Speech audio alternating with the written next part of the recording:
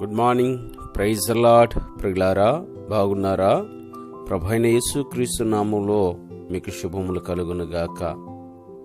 దేవుడు తన కార్యముల విషయంలో మీకు స్పష్టమైన అవగాహన, శక్తి, జ్ఞానము కలగచేయాలని కోరుకుంటున్నాడు.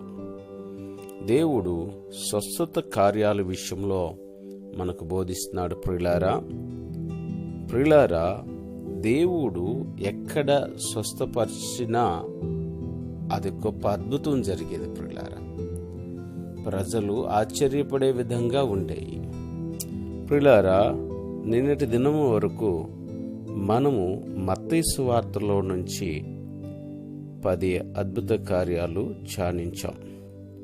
ప్రియులారా, మత్తయి సువార్తలో నుంచి 11వ అద్భుత కార్యాన్ని ధ్యానిద్దాం. ఇదిగో మత్తయి సువార్త 12వ అధ్యాయము 22వ వచనాన్ని నుంచి కొన్ని మాటలు ధ్యానిద్దాం. ప్రియులారా, అప్పుడు దెయ్యం పట్టిన గుడ్డివాడును మూగవాడునైనా ఒకనిని ఆయన యొద్దకు తేబడెను. ప్రియులారా, దెయ్యం పట్టినవాడు, గుడ్డివాడు, మూగవాడు, ఒక వ్యక్తికి ఎన్ని సమస్యలు ఉన్నాయో చూడండి. దెయ్యం పట్టినవాడు, గుడ్డివాడు, మూగవాడునై ఉన్న ఒకడు ఆయన యొద్దకు తేబడెను. ఆయన వానిని స్వస్థపరిచినందున మూగవాడు మాట్లాడు శక్తియు చూపును గలవాడాయను. ప్రియులారా, ఇక్కడ దేవుడి దగ్గరికి వచ్చినప్పుడు ఈ వ్యక్తి ఎంతో బలహీనుడు. దయ్యం పట్టింది, గుడ్డివాడు, మూగవాడు. ఇక్కడ మాట్లాడుటకు శక్తియు చూపును గలవాడాయను. ప్రియులారా, దేవుడి యొద్దకు వచ్చినప్పుడు నువ్వు ఏదైతే అనుభవిస్తున్నావో అది నీకు దూరం అవుతాదని గుర్తెరగాలి. ఇక్కడ దేవుడు అద్భుత కార్యం జరిగించాడు. చూడండి ఈ 23వ వచనము. అందుకు ప్రజలందరూ విస్మయం పొందిరి. ఈయన దావీదు కుమారుడు కాడా అని చెప్పుకొనిచుండిరి. ప్రియులారా, ఈయన మామూలు వ్యక్తి కాడా? ఏంటి ఈ యొక్క అద్భుతాలు? ప్రజలకు హంతు పడతలేదు. ప్రియులారా, మానవ హృదయంతో దేవుడి యొక్క శక్తిని కానీ దేవుడి యొక్క ప్రేమను కానీ మనం అర్థం చేసుకోలేం. ఇతడు దావీదు కుమారుడు కాడా అని అంటున్నారు. ప్రియులారా, వీళ్ళ తల్లిదండ్రులు, వీళ్ళ సోదరులు, వీళ్ళ అన్నలు, వీళ్ళ చెల్లెలు మనతో ఉన్నవారు కానీ అనుకుంటున్నారు. ప్రియులారా, ఈయన తండ్రి యొక్క ఆత్మచేత నింపబడిన వాడై తండ్రికి దేవుని కుమారుడుగా, తన ప్రియ కుమారుడుగా, తన సొత్తుగా ఉన్నాడు భూలోకంలో.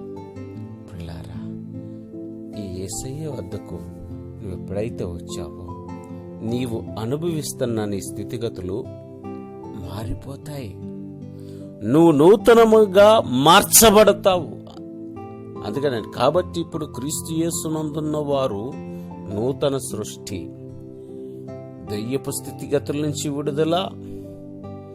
ఎలా మాట్లాడాలో తెలీదు, మాట్లాడటకు భావాన్ని చెప్పుటకు నాలిక నోరు సహకరించదు, నడవటకి మార్గము లేదు, చూపు లేనివాడు, మార్గము తెలియనివాడు, దారి చూడటం తెలియని ఆ స్థితిలో ఉండగా ఆ యవనస్తుని దేవుడు దర్శించాడు. ప్రియులారా, ఆయన యొద్దకు తేబడ్డాడు. ప్రియులారా, ఎవరైతే ఆయన యొద్దకు తేబడతారో వారికి ఆదరణ అనేది దేవుడు కంపల్సరీ ఇస్తాడు. ప్రియులారా, ఇక్కడ ఒక పరిసయ్యుల తెగ ఉంది. ప్రియులారా, 24వ వచనంలో పరిసయ్యులు ఆ మాట విని వీడు దెయ్యముల అధిపతి బయోర్జేబుల్ వలన దెయ్యములను వెళ్ళగొట్టుచున్నాడు కానీ మరి ఒకని వల్ల కాదు.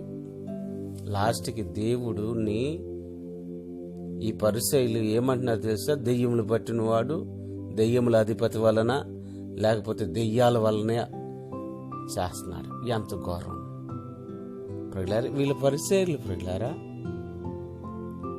వీళ్ళ నిష్ఠాగరిష్ఠులు. కానీ యేసుక్రీస్తు యొక్క శక్తిని తెలియని వారు. చూడండి, ఆయన ఇక 25వ వచనం, ఆయన వారి తలంపులను ఎరిగి వారితో ఇట్లనెను, తనకు తానుగా విరోధముగా ఏర్పడిన ప్రతి రాజ్యము పాడైపోను, తనకు తానుగా విరోధముగా వేరుపడిన ఏ పట్టణమైనను ఏ ఇల్లైనను నిలవదు. అంటే దీని మాటలు, దెయ్యాన్ని వెళ్ళగొడితే ఉంటుందా? ఉండదు. మనిషి ఇక్కడ పట్టణము తనకు తానుగా వేరుపడితే, తనకు తానుగా విరోధముగా వేరుపడిన ఎట్ల ప్రతి రాజ్యము పాడైపోను. ప్రియులారా, దెయ్యాన్ని వెళ్ళగొడుతుంది ఎక్కడన్నా? ఎంత దౌర్భాగ్య స్థితి ప్రియులారా! అక్కడ ఏమంటున్నాడో చూడండి, నేను బయోజేబుల వలన దెయ్యములను వెళ్ళగొట్టుచున్న ఎడల మీ కుమారులు ఎవరి వలన వాటిని వెళ్ళగొట్టుచున్నారు? కాబట్టి వారే మీకు తీర్పులయుందురు. నేను చేస్తున్నాను కరెక్టే, నా శిష్యులు కూడా చేస్తున్నాను అనగా మీ కుమారులు. అక్కడ అర్థం ఎవరు అంటే మీ కుమారులు అంటే ఆ సమాజంలో ఉన్న వారిని కూడా దేవుడు ఏర్పరచుకుని శక్తించే వాళ్ళు కూడా చేస్తున్నారు. మరి వాళ్ళు దేనివల్ల వెళ్ళగొడుతున్నారు అని అడిగారు. ప్రియులారా, మౌనంగా ఉండిపోయారు. అక్కడ 28వ వచనం, దేవుని ఆత్మ వలన నేను దెయ్యములను వెళ్ళగొట్టుచున్న ఎడల నిశ్చయముగా దేవుని రాజ్యం మీ వద్దకు వచ్చి ఉన్నది. పరిశుద్ధాత్ముడిని దేవుడి రాజ్యాన్ని వేరు చేయలేమండి. పరిశుద్ధాత్ముడిని, స్వస్థత అభిషేకాన్ని, దేవుడి రాజ్యాన్ని నిన్ను కూడా వేరు చేయలేం ప్రియులారా. ఎక్కడైతే దెయ్యాలు వెళ్ళగొట్టబడుతున్నాయో అక్కడ దేవుని ఆత్మ పనిచేస్తుంది. ఈరోజు స్వస్థత కార్యము ఎక్కడైతే ఉందో అక్కడ పరిశుద్ధాత్ముడు పనిచేస్తాడు.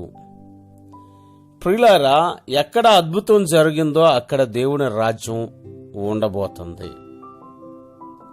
ఈరోజు నీ ప్రార్థన వల్ల అద్భుతం జరుగుతుంటే అక్కడ నిశ్చయముగా దేవుడి రాజ్యము ఆవరించి ఉంటుంది ప్రియులారా. అందుకనే ఎక్కడైతే అద్భుతాలు జరుగుతూ ఉంటాయో ఆ వ్యక్తిని గాని ఆ సేవను గాని తక్కువ అంచనా వేయొద్దు. దయచేసి మీకు 2 చేతులు నమస్కరించి చెప్తున్నా,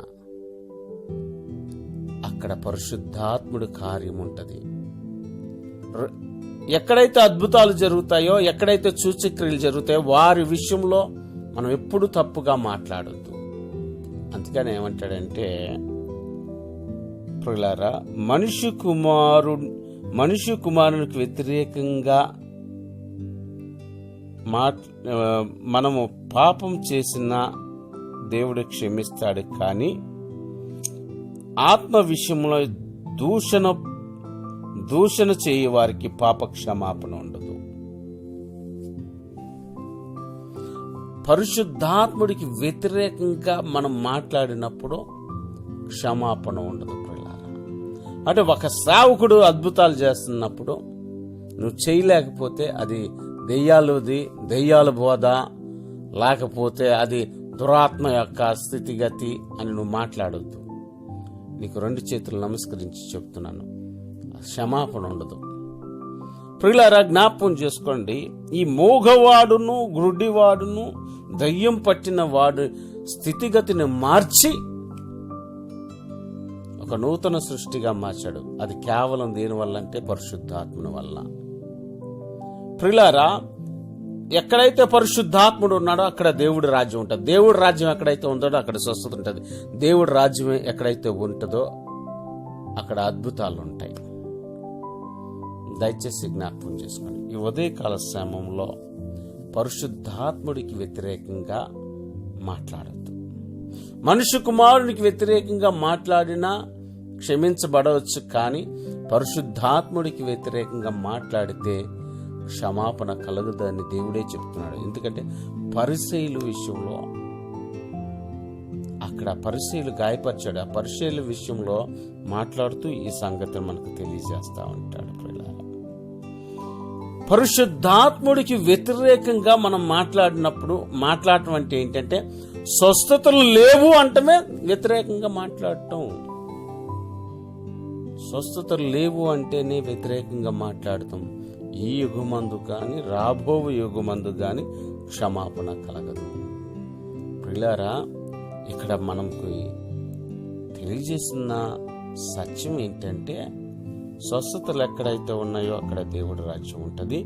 దేవుడి రాజ్యం ఎక్కడైతే ఉంటుందో అక్కడ ఆత్మ ఉంటుంది. దేవుని ఆత్మ ఉంటుంది. ఆత్మ ఎక్కడైతే ఉందో అక్కడ దేవుడి రాజ్యం ఉంటుంది. నీవు పరిశుద్ధాత్ముడు వలన నన్ను తాకుతున్నాడు. పరిశుద్ధాత్మ దేవుడు ఇలా మాట్లాడుతున్నప్పుడు ఈ వాక్యం వింటున్న వాళ్ళు ప్రతి ఒక్కరు అనాయింటింగ్ పొందుకోబోతున్నారు. పరిశుద్ధాత్మ దేవుడు అసాధారణంగా నిన్ను నిలబెట్టి బలపరచాలని కోరుకున్నాడు. ఈ యొక్క 11వ అద్భుతం అసాధారణమైన అద్భుతం ప్రియులారా.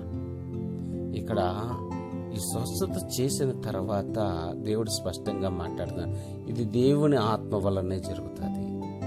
అదే దేవుని ఆత్మను, స్వస్థపరిచే దేవుని ఆత్మను నువ్వు కలిగి ఉన్నావు, సమృద్ధిగా కలిగి ఉన్నావు, సర్వసత్యంలోకి నడిపించే ఆత్మతో నింపబడి ఉన్నావు.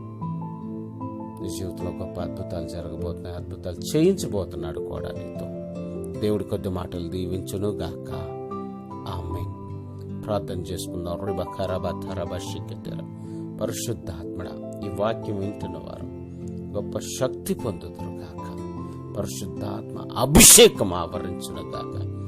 Release healing power in the name of Jesus. నీ కృపలో వర్ధిల్లింపజేసి మహిమ చెందమని యేసు నామములో ప్రార్థిస్తాను తండ్రి. ఆమేన్. God bless you. దేవుడు మిమ్మల్ని దీవించును గాక. ఆమేన్.